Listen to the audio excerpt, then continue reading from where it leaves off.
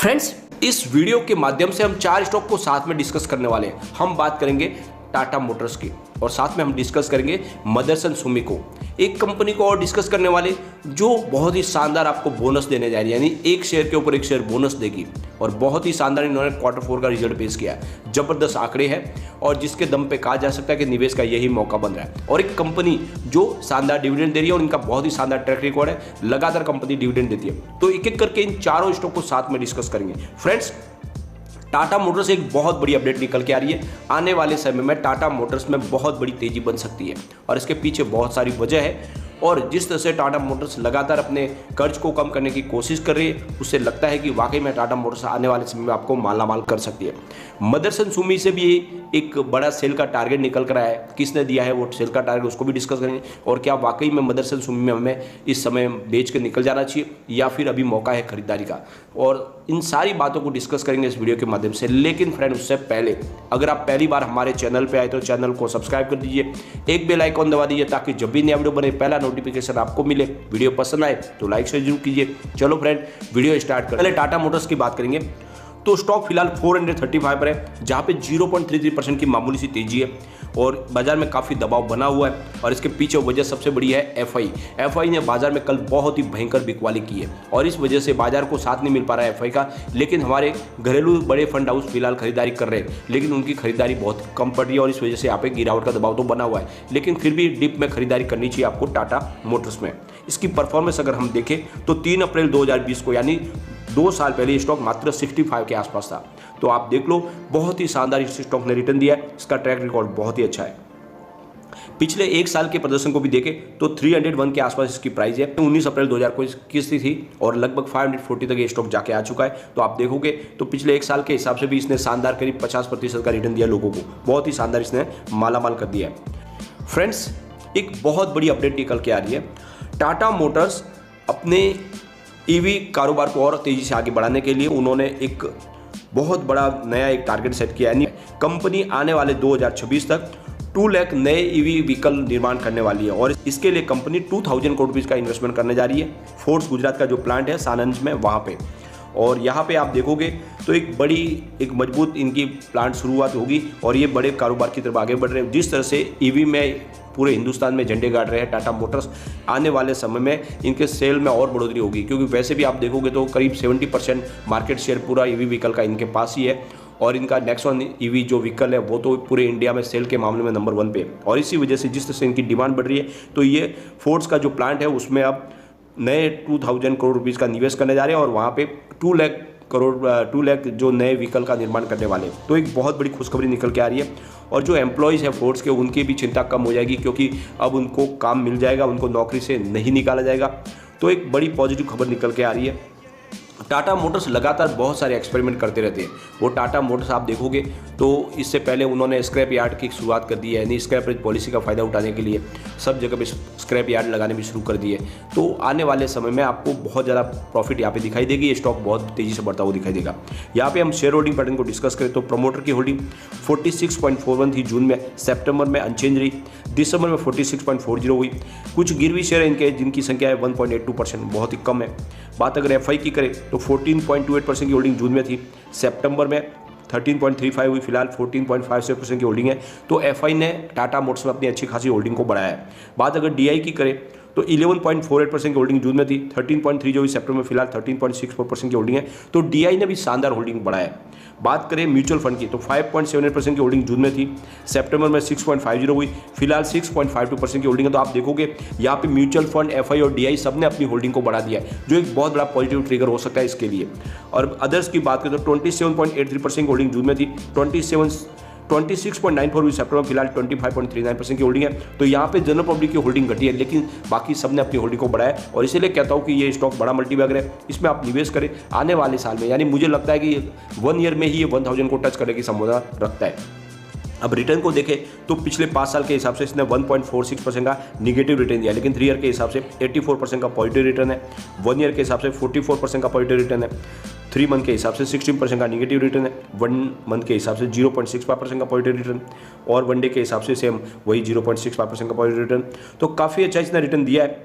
अब इनके रेवेन्यू को अगर देखें तो दिसंबर 2020 में 75,654 करोड़ रुपीज़ का था, मार्च में बढ़कर 88,628 करोड़ रुपये तक पहुंच गया। जून में 66,406 करोड़ रुपीज़ का रेवेन्यू, सितंबर में 61,379 करोड़ रुपीज़ का रेवेन्यू और दिसंबर 2021 में 72,229 करोड़ रुपीज़ का रेवेन्यू। तो काफ़ी मेंटेन रखा है इन्होंने अपने रेवेन्यू को। अब देखें इनके प्रॉफिट लॉस को, तो दिसंबर 2020 में कंपनी को 2,906 करोड़ रुपीज़ का प्रॉफिट हुआ था, लेकिन मार्च में इनका लॉस हुआ 7,605 करोड़ रुपीज़ का।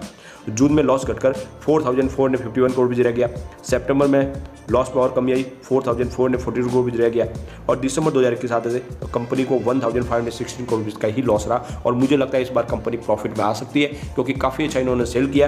तो यही मौका है, जब निवेश करें आप टाटा मोटर्स में, आने वाले समय आपको मालामाल कर सकता है। आने वाले 1 ईयर में ही इसकी प्राइस 1,000 को आराम से टच कर सकते हैं। तो यही मौका है जब निवेश करें। और फ्रेंड्स काफ़ी अच्छा लग रहा है इस लेवल पे स्टॉक। फ्रेंड्स अब हम बात करेंगे मदरसन सुमी की। तो मदरसन सुमी में काफ़ी वीकनेस छाई हुई है, लेकिन जल्द यहाँ पे तेजी की संभावना बन सकती है। फिलहाल स्टॉक 138 पर जहाँ पे 0.50% की आज गिरावट देखने को मिल रही है। इसकी परफॉर्मेंस देखें तो 3 अप्रैल 2020 को यानी 2 साल पहले ये 54 के आसपास था, उस हिसाब से काफ़ी अच्छा रिटर्न इसने दिया है।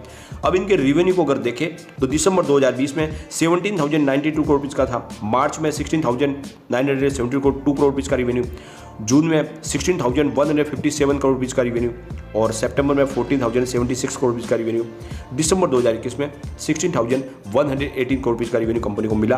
तो काफ़ी मेंटेन है रेवेन्यू।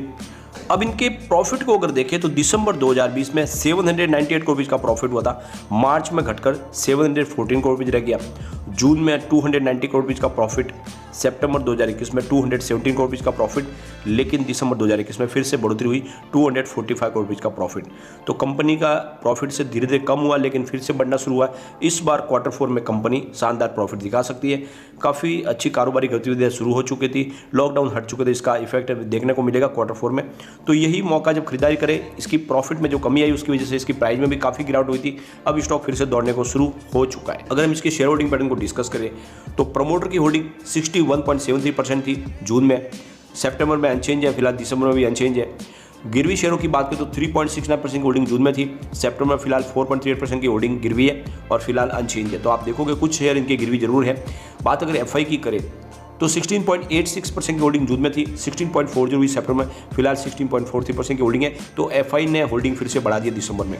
डीआई की बात करें तो 13.01% की होल्डिंग जून में थी, 13.64 हुई सितंबर में, फिलहाल 13.86% की होल्डिंग है। तो हर क्वार्टर में डीआई की होल्डिंग बढ़ रही है, यानी बड़े फंड हाउस अपने निवेश को लगातार बढ़ा रहे हैं। म्यूचुअल फंड की बात करें तो 9.72% की होल्डिंग जून में थी, 10.46 हुई सितंबर में, फिलहाल 10.71% की होल्डिंग है। तो आप देखोगे यहाँ पे म्यूचुअल फंड, डीआई और म्यूचुअल फंड के बाद में एफआई सब ने अपनी होल्डिंग को बढ़ाया है। बात करें अदर्स की तो 8.40% की होल्डिंग जून में थी, 8.23 हुई सितंबर में, फिलहाल 7.98% की होल्डिंग है। तो यहाँ पे सिर्फ जनरल पब्लिक की होल्डिंग घटी है, बाकी सारे के सारे बड़े फंड हाउस यहाँ पे होल्डिंग को बढ़ाए, जो आप एक समझ लो कि एक बहुत बड़ा पॉजिटिव ट्रिगर हो सकता है और यहाँ पे आपको निवेश करना चाहिए, क्योंकि सारे के सारे बड़े फंड हाउस यहाँ पे इन्वेस्टमेंट कर रहे हैं सिर्फ जनरल पब्लिक को छोड़ के। और इसके पीछे वजह है इसके पिछले दिनों नहीं मिलने वाले रिटर्न से, और इससे वजह से काफ़ी लोग लगता है कि यहाँ पे इन्वेस्टमेंट करके फ़ायदा नहीं होगा, लेकिन ये बात गलत है। जिस तरह से बड़े फंड हाउस का निवेश बढ़ रहा है, वाकई में स्टॉक आने वाले समय एक बड़ा मल्टीबैगर बन सकता है। रिटर्न को देखें तो पिछले 5 साल के हिसाब से 70% का निगेटिव रिटर्न दिया है, 3 ईयर के हिसाब से 11% का निगेटिव रिटर्न है, 1 ईयर के हिसाब से 32% का निगेटिव रिटर्न है, 3 मंथ के हिसाब से 24% का निगेटिव रिटर्न है, 1 मंथ के हिसाब से 1.13% का पॉजिटिव रिटर्न है और 1 डे के हिसाब से 0.43% का पॉजिटिव रिटर्न है, निगेटिव रिटर्न है। तो आप देखोगे पिछले 5 साल में इसने लगातार नेगेटिव रिटर्न दिया है और इसी वजह से लोगों को यहाँ पे मायूसी छाई हुई है। उनको लगता है कि यहाँ पे कोई भी निवेश करके फायदा नहीं होने वाला, लेकिन वाकई में ऐसी बात नहीं है। आपको यहाँ पे निवेश बिल्कुल करना चाहिए, स्टॉक काफ़ी मजबूत है। अब यहाँ पे अगर मार्केट कैप देखें कंपनी का तो 62,681 करोड़ रुपीज़ का है। अर्निंग पर शेयर EPS इसका 1.06 है, price to earning P ratio इसका 131.39 है, बुक वैल्यू पर शेयर 15.59 है, प्राइस बुक MRQ इसका 8.90 है, प्राइस अर्निंग TTM 92.53 है, ROC इसका 8.05, PAT मार्जिन 6.67, डिविडेंड दे दिया कंपनी 1.08% का, फेस वैल्यू 1 रुपीज़ के। तो काफ़ी अच्छे फंडामेंटल है। यहाँ पे गिरावट के पीछे सबसे बड़ी वजह है कि जो मोतीलाल ओसवाल की तरफ से चंदन तपारिया ने सेल का टारगेट दिया। उनका कहना है कि आने वाले समय में गिरावट दिखेगी, तो उन्होंने 130 का सेल का टारगेट दिया है और करंट लेवल से यानी 139 के आसपास उन्होंने बिकवाली की सलाह दी है और इसी वजह से थोड़ा सा निगेटिव माहौल बना। लेकिन आपको एक ध्यान रखना है कि वाकई ये कंपनी में आगे आने वाले समय में पॉजिटिव संभावना बनेगी, क्योंकि ऑटो सेक्टर में बहुत तेजी आने वाली है। तो बिल्कुल इसमें निवेश करके रखें लॉन्ग टर्म के लिए। आने वाले समय में ये स्टॉक आपको मालामाल कर सकता है। अब हम चलेंगे उस कंपनी की तरफ जो आपको शानदार डिविडेंड देने जा रही है। अगर आप डिविडेंड लेने में इंटरेस्टेड है तो आपको स्टोवेक इंडस्ट्रीज में निवेश करना चाहिए। आज के कारोबार की बात करें 2016 के आसपास है, जहाँ पे मामूली सी आज तेजी देखने को मिल रही है। कंपनी आपको शानदार डिविडेंड देने जा रही है, यानी 570% का डिविडेंड देगी। पर शेयर आपको 57 रुपये का डिविडेंड मिलने वाला है। इनकी अनाउंसमेंट डेट थी 25/2/2022 और इसकी एक्स डेट है 28/4/2022। तो इसी महीने की 28 तारीख के पहले अगर आपके डीमेट अकाउंट में शेयर होंगे तो बिल्कुल आपको 570% का शानदार डिविडेंड मिल सकता है। तो काफ़ी मजबूत कंपनी है। अब चलेंगे उस कंपनी की तरफ जो आपको शानदार बोनस देने जा रही है। फ्रेंड्स, अगर आपको बोनस लेना है तो आपको मिष्ठान फूड्स में निवेश करना चाहिए। काफ़ी अच्छा स्टॉक है, फिलहाल आज तेजी के साथ आगे बढ़ रहा है, लगभग 5% की तेजी बनी हुई है। और इन्होंने जो रिजल्ट पेश किया Q4 का बहुत ही शानदार है, आंकड़े जबरदस्त निकल कर आए। इनका यहाँ पे जो प्रॉफिट निकल के आ रहा है वो 13.15 करोड़ रुपये का है। और आप देखोगे तो इनका रेवेन्यू में लगभग 46% की जबरदस्त बढ़त देखने को मिल रही है, जो 153 करोड़ रुपये पहुंच गया है। तो Q4 के आंकड़े बहुत ही जबरदस्त है और जिसके दम पे कह सकते हैं कि ये कंपनी कमाल करने वाली है। यहाँ पे कंपनी ने बोनस भी डिक्लेयर कर दिया है, एक शेयर के ऊपर एक शेयर आपको बोनस मिलने वाला है। और इसकी अनाउंसमेंट कल यानी 18 अप्रैल को हुई है। अभी इसकी एक्स डेट और रिकॉर्ड डेट नहीं आई है, तो यही मौका आप जब निवेश करें, क्योंकि काफ़ी मजबूत कंपनी है, रिजल्ट बहुत ही शानदार पेश कर दिया है। सबसे बड़ी बात यह है कि बड़े बड़े बाजार के लार्ज कैप में धुरंधर खिलाड़ियों ने अभी तक अपना रिजल्ट पेश नहीं किया है, लेकिन इसने बहुत पहले अपना रिजल्ट पेश किया, जिससे एक बात समझ में आ रही है कि कंपनी वाकई मजबूत है। आने वाले समय ये कमाल कर सकते हैं। छोटा सा पेनी स्टॉक है, निवेश करें, आने वाले समय ये आपको मालामाल कर सकता है। लेकिन फ्रेंड, कोई भी इन्वेस्टमेंट करने से पहले अपने फाइनेंशियल एडवाइजर से गाइड ले ले या अपना खुद का रिसर्च करें, क्योंकि मैंने वीडियो आपके एजुकेशनल पर्पज के लिए ही बनाया। वीडियो पसंद आए तो लाइक शेयर जो कीजिए और चैनल को सब्सक्राइब कर दीजिए। Thank you friend.